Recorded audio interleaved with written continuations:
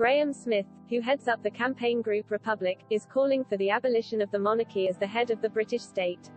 Mr. Smith described how the departure of Meghan and Harry from the front line of senior royals was very different to previous exits, most notably the abdication of Edward VIII in 1936. Meghan and Harry stepped back from official duties in March 2000, relocating to Meghan's home state of California in the U.S. They are now not permitted to use their former HRH titles, but do retain their titles of Duke and Duchess of Sussex. Mr. Smith told Express.co.uk, the last time it really happened was the abdication, but that happened in a very difficult set of circumstances for the family. It was quite traumatic for them.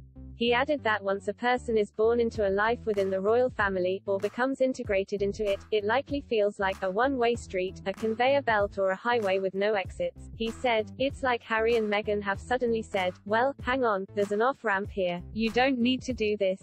You can go and do something." He continued to say that such a realization could pose an issue for the royal family going forward, because they may now have to work much harder trying to instill some sense of royalty or duty in those who could realize there are other options open to them. Meghan and Harry's exit from royal family life sent shockwaves through the firm and through publics around the world.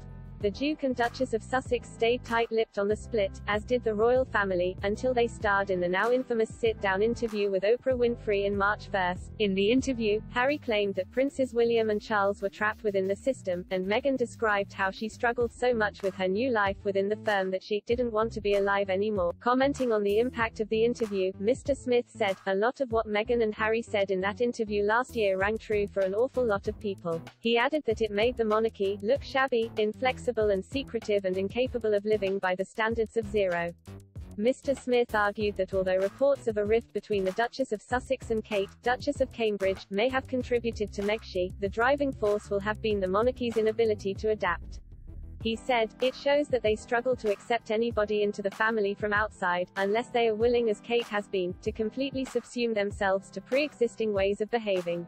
He claimed the Sussexes' new way of operating, away from the confines of the royal households, showed the royal family to be dysfunctional and incapable of being flexible or changing. Last year, royal expert Emily Andrews suggested Meghan had hoped to find a companion in her sister-in-law, who would sympathize and understand the process of slotting in among senior royals. Speaking during Channel 5's documentary, Meghan at 40, Ms. Andrews claimed, "Here were two women, both outsiders, marrying into the royal family, living on the same complex at Kensington Palace. Of course, they'd be besties." She continued on to say that this was likely Meghan's expectation, to have a confidant who knew the challenges she was facing and offer advice to power through the difficulties. She said, "That's what Meghan felt." She confided in a number of her friends that she hoped Kate would help her adjust to royal life, but the cracks started to show pretty early on. Behind the scenes, Meghan was feeling a bit rebuffed. "I'm not sure whether Kate ever realized